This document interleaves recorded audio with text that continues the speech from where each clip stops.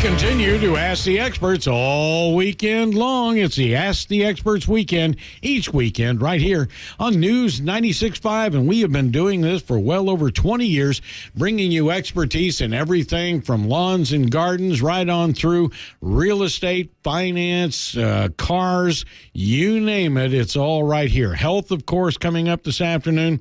It's all right here for you. So today we have the BCN Law Firm. This is called Law 2020. Law 2020, giving you a clearer vision of the law and how it affects you. And again, like so many of our topics, you go through grade school, middle school, high school, college, and you come out with a knowledge of an awful lot of stuff, but you know very little about law. You know very little about what's going to happen to you out there, and all of a sudden your life gets into a situation and you are behind an 8-ball and you don't know where to turn. Well, that's why we have the BCN Law Firm with us, and their show is called Law 2020. And the cool thing about this is, folks, when you're thinking about a business in Central Florida and you're thinking about making a decision to do business with a business, what about those businesses that you hear right here on News 96.5 that spend not only their time and their expertise in sharing it with you, but they're buying this time. So they're investing in you, the listener, while other people are out water skiing or fishing or doing whatever they're doing. No, these people are working on your behalf. And the BCN Law Firm has a guy that's been with us several times now. That is Brian Monk. And Brian specializes in something that a lot of you may not think at first blush that you need. And that is family law counseling or family law help, and also criminal defense. And I guess sometimes those two go hand in hand, but I would hope not, but oftentimes those things can. So, Brian, tell us about yourself. How long have you been an attorney? Where did you come from? And how do you like working with the BCN Law Firm? Great people. They are great people. I've been an attorney about 9 years. I went to law school at the University of Florida, undergrad and law school. Enjoyed my time in Gainesville. Go Gators. And been practicing family law for the last 6-7 years. Mm-hmm. I was a former prosecutor. I've handled about 50 jury trials to completion. Wow. So had quite a bit of experience so far. That really helps on the criminal part, doesn't it? If you've been a prosecutor, you've seen it from both sides. Indeed. And, you know, if you've handled serious felonies and had jury trials where you have to go through selecting a jury and standing up and presenting a case and trying to convince jurors, by the time you're doing family law, you know, there's no jury. You're sitting comfortably around a table talking to a judge. So it's, if you've done the, you know, jury trial thing, then by the time you're doing a family law trial, you're sort of broken into it.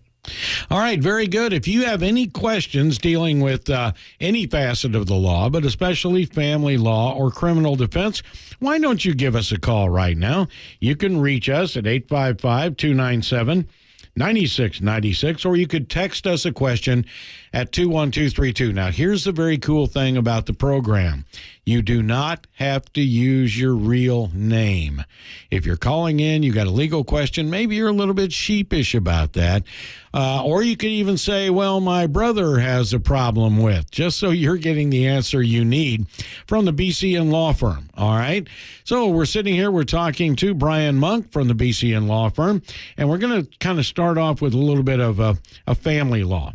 And that is, it has become more and more prevalent in our society for people to choose not to be married for one reason or another.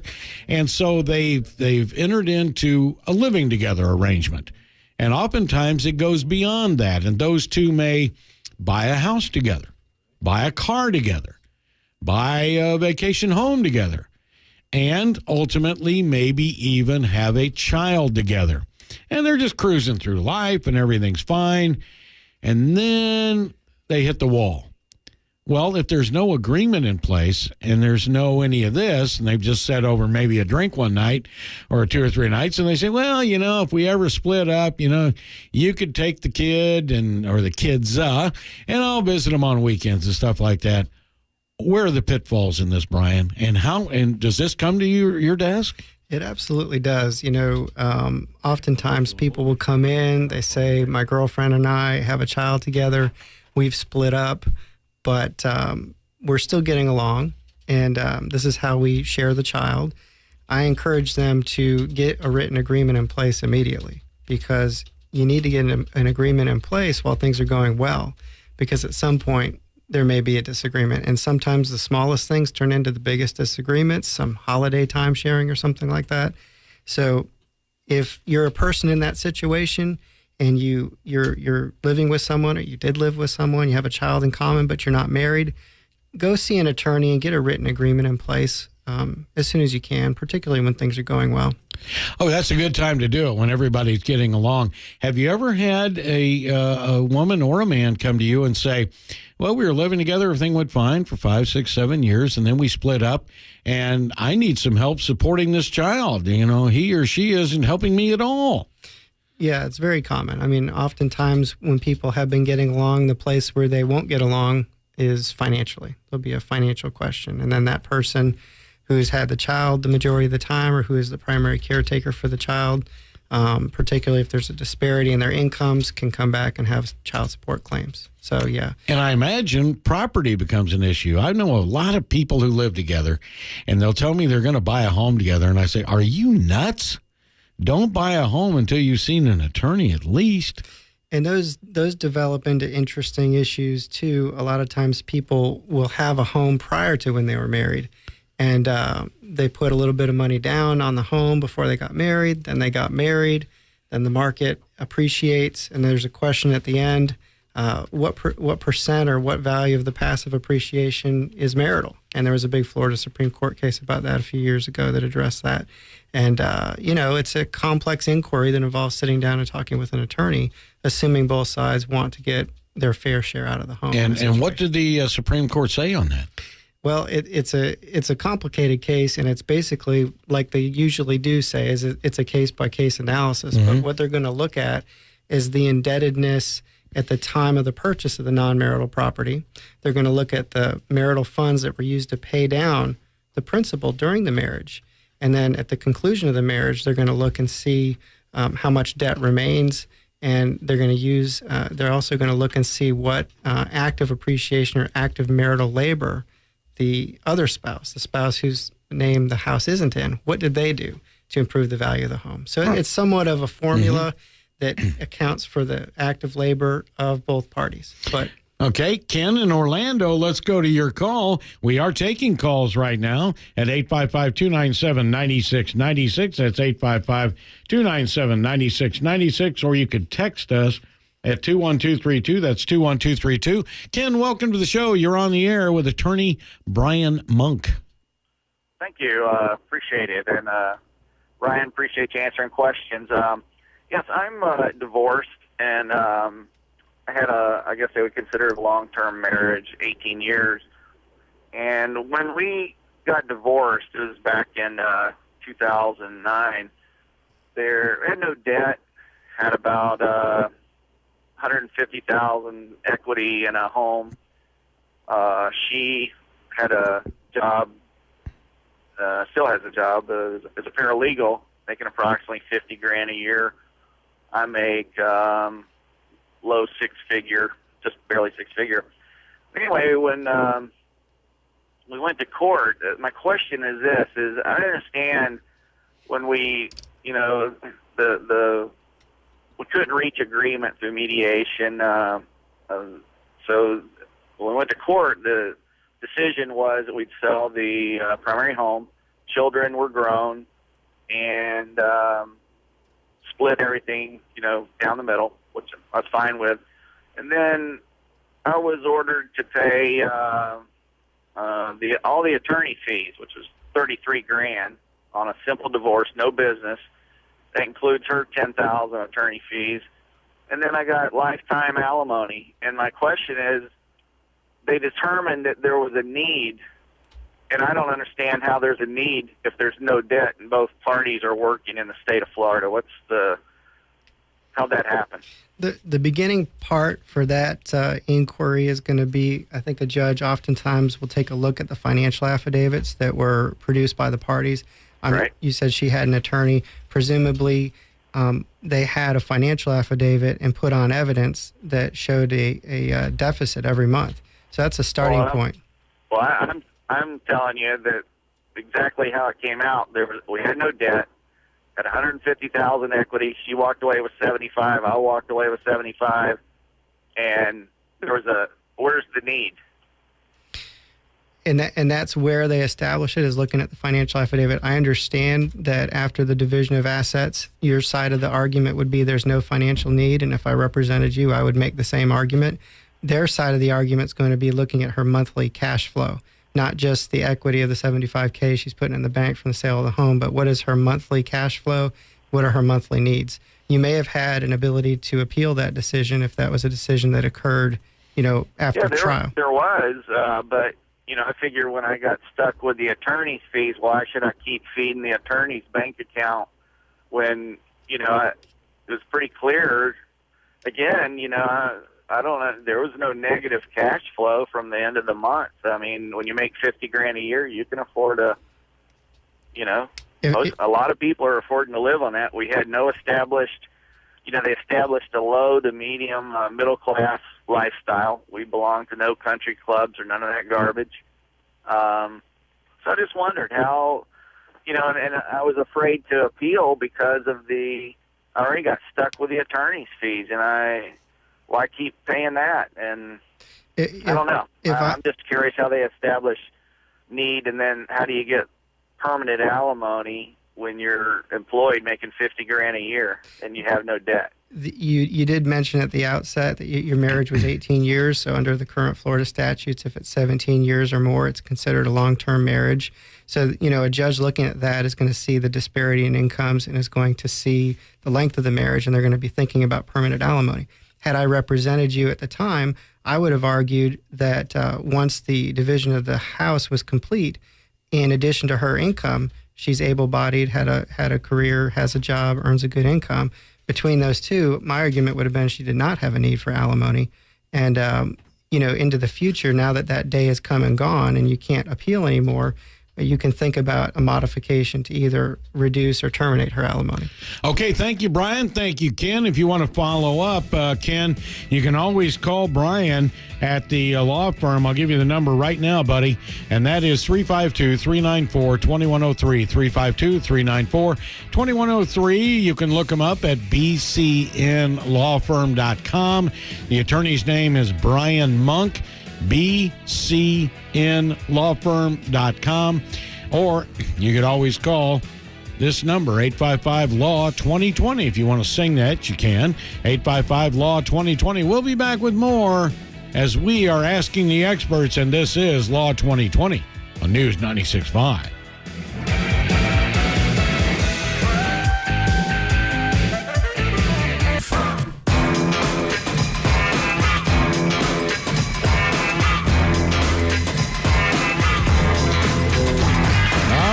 Know your attorney, know your options. Law 2020. There you go. The BCN Law Firm. You recognize that slogan that I just said because it rings in your ears just like it's a small world. 50 years ago this week, It's a Small World was introduced, and years and years ago, the BCN Law Firm was formed right here in Central Florida. And know your options, know your attorney, know your options. Law 2020. 352-394-2103 is their phone number, or you could call them at 855-LAW-2020, bcnlawfirm.com. If you want to participate in the show today, we're taking your text at 21232, or you could call us, and that way you get a two-way. You don't have to use your real name, but you get a two-way with attorney Brian Monk. We're talking mainly about family law today and criminal cases, but you can ask any question. He's got a law degree, so he can shed the light on just about anything. Right now, here comes 5237, who writes, "What happens if my cousin's wife cheats on him? Would she still be entitled to half of his money or ongoing financial support?" So that's two questions in one there. One, the half of the money is a equitable distribution question. When they divide the marital assets in half, what effect does adultery have or cheating? And essentially, in and of itself, for equitable distribution, nothing. unless, say, the wife goes out and buys, the person she's cheating with an expensive gift, $1,000 gift. If your cousin and his attorney can prove up the $1,000 gift, then your cousin has an entitlement to 50% of that, his marital share of that. So he can recover money that's been dissipated or wasted on an adulterous relationship. As far as ongoing financial support, such as alimony, it actually is written right into the statute that adultery can be considered by the court in setting alimony. All right, very good. Now let's go to how should I protect my mineral rights and royalties from lawsuits? I think that was that this show or the prior? Oh, that's you. That's me. Is there some legal thing a person can do to protect themselves? Well, with respect to this, I'm going to go ahead and refer you to Wade Boyette. I know he's handled cases like this in the past, and obviously consulting with an attorney and getting contractual agreements in place and making sure you have clear, clean title to the surrounding land would be my starting point recommendation. But other than that, I'd ask you to come see Mr. Boyette. I don't deal with a lot of that directly, to be honest. Mm-hmm. And you can contact Wade. You can contact him at 855-LAW-2020 tomorrow. That's 855-LAW-2020. Or, you can use the regular number at 352-394-2103, 352-394-2103. You mentioned with one of our callers, you mentioned modification. There's been so much talk in the news over the last 3 or 4 years about legislation being introduced in the Florida House or Senate and vetoed by the governor of different spousal support things. But a lot of people still don't realize, a lot of people come to me and go, why do you spend so much on spousal support? Man, what's wrong with you? Well, we were married over 20 years, so they don't understand that in Florida, that's a life sentence usually. That's still the state of the law, and I know there's a big push to change and reform alimony. A lot of people would like to limit the length of permanent alimony to the length of the marriage, and not even call it permanent alimony anymore. Call it long-term alimony or give it some other label. A lot of times when the legislature gets together, one of the main things they do is they change the label. So, is that right? Frankly, for years to come, you're going to have some version of a long-term payout to a former spouse, whether it's called long-term alimony, permanent alimony. A lot of people are put off by the psychological label of permanent alimony, though, that's for sure. But the threshold you mentioned in the conversation with the caller was 17 years, right? Or greater is permanent alimony at this point in time. That's the presumption. It. All right. So now you all know when you have a friend and you go, why does he keep paying that? What's he doing? Oh, because he doesn't want to go to jail. That's kind of a problem. You can't be in jail and hold your job.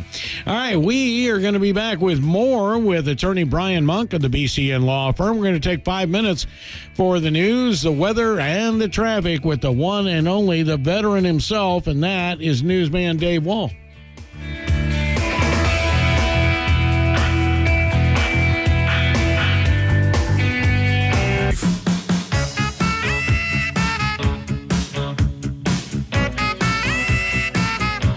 We're rolling through the day, and we are asking the experts on this beautiful Sunday. We're a week away from Easter, just trying to show you that we are live today.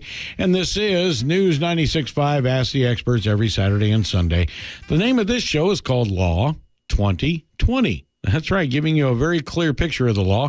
Law 2020, bringing it all into perspective.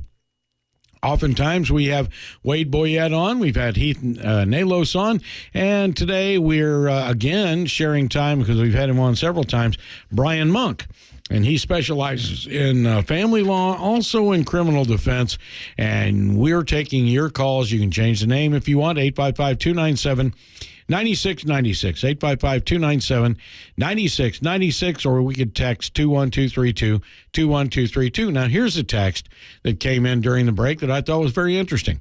All right, gentleman says, I realize if I voluntarily take a cut in pay or cut down my work hours, that I may still have to pay the full spousal support that I've been paying over the last 10 years.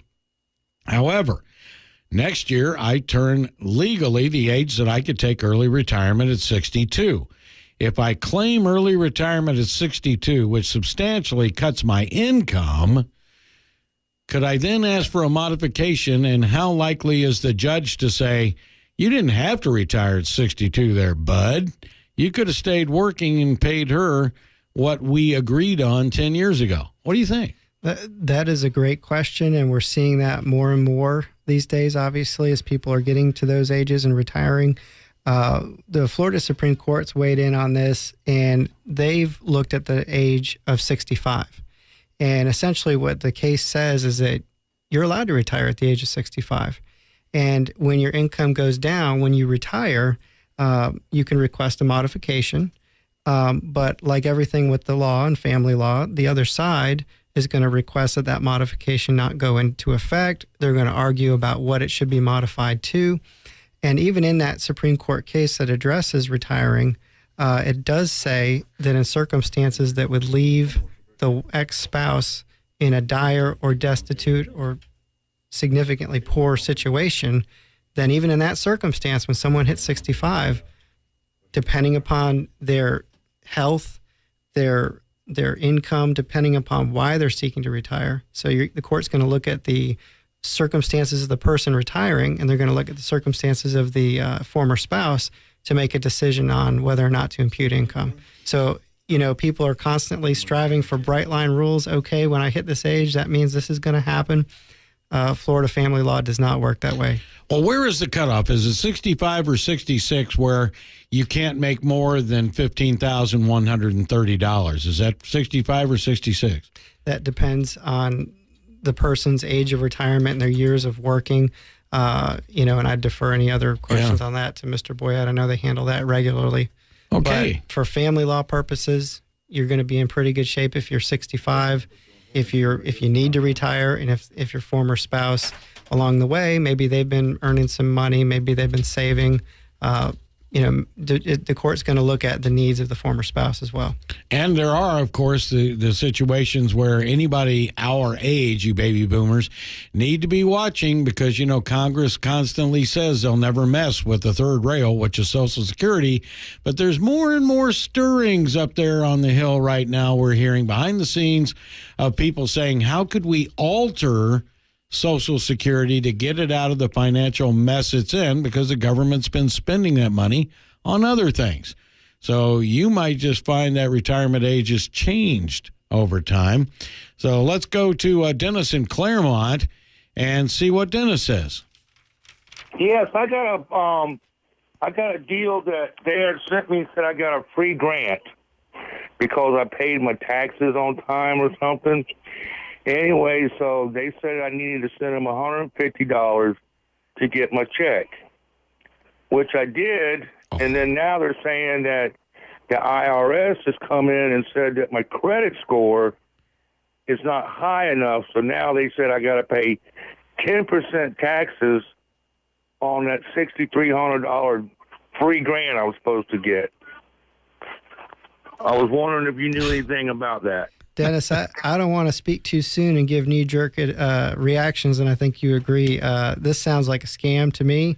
Clark Howard would have the bombs going off right now and say, Dennis. Yeah.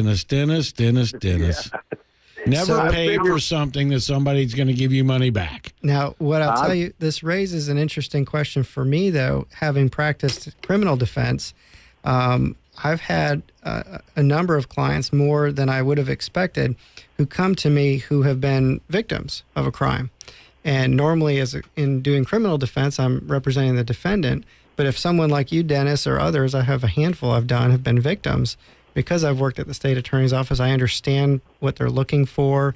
I can facilitate a person in that situation to help make the police report, package up the facts and circumstances, even sit down and do an intake with the prosecutor if they won't pick up the charge, encourage the local state attorney to possibly pursue, criminal sanctions for people doing things like that. So, when I call the number, right, they give me a number to call, and when I call it says government grants. Well, I could give you a phone number right now and have you call me, and I'll say I'm the IRS. Yeah. Did they when you wrote the check for the $150 a month? Let me ask you this: when you wrote the check or paid them $150 a month, how did you do it, and who'd you write it to? I didn't write a check. They had me put it on one of them green dot pay packages. Yeah. Yeah, I knew. I figured I was getting duped. Well, just driving into the show today, I was listening to a radio program about people that got held up by Somali pirates and they had to pay a $1.5 million ransom. So, Dennis, it could always be worse, but if you want to come in and talk to me, I'll be glad to sit with you and go through what your remedies might be in this circumstance. Thank you for calling. Okay, Dennis White, what you might want to do is tomorrow morning when you get up, because you might have some satisfaction out of this or relief, just get up in the morning and dial 855-LAW-2020. But you're in Claremont, so you could dial the local number, which is 352-394-2103, 352-394-2103. 2103. Call that number right there in Claremont, and then just run over to the office and have a few minutes consultation with attorney Wade Boyette of the BCN Law Firm. Again, we're taking text today or telephone calls. If you want to text us, go up to the recipient line of the smartphone message feature, or if you have that on your tablet through Verizon or one of your carriers, just go to that messaging feature. Up where it says recipient or address, just fill in there. The number's 21232. There's no telephone number. There's no address. The contact is 21232. Then down in the body, you have about 25 words that you can write. And sometimes I know some of you are used to when you're texting your friends, you go from one bubble to the next bubble to the next bubble. Sometimes the Mowgli system only allows you the one bubble. So make it as complete as you can in 25 words or less, and just kind of go right to the point, and we'll take that and discuss it from there, trying to give all ramifications. If there's a problem, you can always follow up with a second text that's initiated a second time. All right, back to talking about family law and criminal defense. We opened the show, we were talking, if you joined us late, we opened the show by talking about people who have chosen, and it's becoming more and more prevalent in our society, chosen to say, well, it's only a piece of paper. I don't care. We're just going to live together. We're not going down the aisle. It's only a piece of paper. What is the fallacy in that, Brian? Well, as long as everything's going well, that's fine. But what occurs when these relationships break up is, like we said at the outset, they have children, they have property, they've commingled their life. And without an agreement in place, they're going to be in court. They're going to be arguing about those things and possibly have attorneys involved. So like we said at the outset, and I've had a few people since the last time I've been on the show who came to me in that situation, and they've got children, and they're not married, and they have no agreement in place. And I've encouraged them, and I've worked with them to put together an agreement. And so, it's not uncommon in those situations for one side to have an attorney. I'll put together the agreement. I don't often sit down with the other side. That's not a great idea to do that when they're unrepresented, even though legally they can be their own attorney. I'll have my client present the agreement to the other side, and we can work out any changes they want. And there's a remarkably high percentage of success with that. When they think they more or less have it nailed down and they come to me with the terms, I can put it in a proper legal format, have it signed off on, have it incorporated into a court order. Then instead of people just kind of playing loosey-goosey with what their agreement is, there's a court order. And then when somebody doesn't follow the court order, there can be contempt or enforcement actions brought. Well, when you let's say that you're not a married couple under the Florida Homestead Act, and you go ahead and you both come up with $3,000, and you say, okay, this is going to be our down payment on the house. You put down $6,000. You go to one of the mortgage companies in Central Florida. You get yourself a loan, and you're splitting it right down the middle. Payment's $1,000 a month. You pay $500 each. You split the utilities 50-50 without an agreement. When the thing hits the fan, or you go out on turn 4 and hit the wall, who gets to keep the house? Who has to pay the mortgage? I mean, do they think about any of this? A lot of times, no. And the way people often ask me that question is they say, what are my rights in that situation? Well, you have a right to continue to pay the mortgage and keep it current, number one. And number two, like we've talked about on this show before, if the people can't come to a mutual agreement, either one of them could file in circuit civil court a partition action where you're asking the court to sell the property, satisfy the creditors, and split any proceeds that may remain. So that happens. Wow. Okay, when we come back, we do have a text from 6352. What is the current status of adjusting permanent alimony at a state level? When we come back, we will have attorney Brian Monk address that. He is with the BCN Law Firm. The name of the show is Law 2020, bcnlawfirm.com. Or you could call them, of course, at 855-LAW-2020, 855-LAW-2020. Know your attorney. Know your options. Law 2020. We'll be back.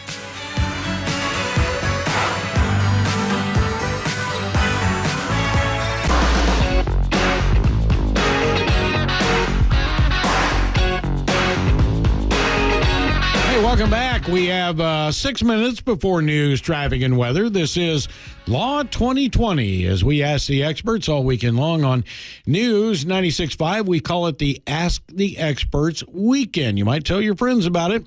Legal shows, lawn and garden shows, car maintenance shows, pool shows, you name it. It runs the gamut of just about everything that affects your life in Central Florida, and these businesses invest their time and their hard-earned money to share time with you. So we're talking with the BCN Law Firm, and this is their show. It's called Law 2020. Brian Monk is with us. He specializes in family law and criminal defense. Now, we do have a text up here, and it says, what is the current status of adjusting permanent spousal support or permanent alimony at the state level? That's a good question. You know, a lot of people that come to the office who are now a year out from having their final judgment or 6 months out from having their final judgment say that during the negotiations, the state of alimony reform was a big deal. You know, there was one side of the case that was using that as a factor in actually settling or not settling a case. People expected that to be passed. The representatives involved in that, Rich Workman and Kelly Stargell, they've announced that they're not going to be introducing a similar bill this year. So that's not going to happen this year. The reading I've done on it, there's some people who think that basically with, you know, gubernatorial and other elections coming up, that's too divisive of an issue to have out there. If you go online and look at Florida Alimony Reform website, they do a good job of chronicling their efforts and the legislative posture on things. So no, it's not happening this year, but there are many who are very adamant about that issue, and in all likelihood, it'll be back. Okay, and let me ask you this. Even if it did change and somebody is currently paying, the any kind of retroactivity would be unconstitutional, wouldn't it? That's the problem, and that's what the governor cited for his reason for not signing it last time. I agree with that. Okay, let me ask you this. You can go out to the big box store, you can go online, and you can go on there and get what's called a family law form. And so the two of you sit down, you got your computer out, and you get the family law form on there, and you both fill it out, and you say, okay, now that we've done that, let's go to dinner over at the Longhorn. Everything's hunky-dory. True or false? The forms do exist, and the forms, there's even an extensive set of family law forms promulgated by the Florida Supreme Court. They're found on the Florida Supreme Court website, and they're also incorporated into what a lot of clerk of courts call the family law self-help packets. Mm-hmm. And most attorneys don't have a problem with those forms. In fact, many attorneys file their pleadings based substantially upon those forms. Many judges say that they like to see those forms. Those are the forms they're used to seeing. Mm-hmm. The issue comes with the execution of what people think they've agreed to. I had someone in the office since the last time I've been here, it's been a while now, they had an issue where, you know, on the form it says he gets property A and she gets property B. And he moved on with his life and never thought anything of it again. But the form doesn't say, how does he get property A? How does she get property B? Is there a quit claim deed? When does the deed need to be signed? When does it need to be delivered? What do you do if they don't sign and deliver it? What are the remedies? These are things that the more sophisticated issues that arise are not going to be necessarily addressed in their totality in a form. So then people come back and see an attorney, and at some point or another end up having to pay to get it done. Okay, Larry in Orlando, let's make it really quick. How can we help you right here on the BCN Law Firm Show Law 2020? What's up? How do you reestablish or get your civil rights back after you've been convicted of a crime? Is there a certain type of attorney to use, or do you have to petition the governor, or who would I talk to about that?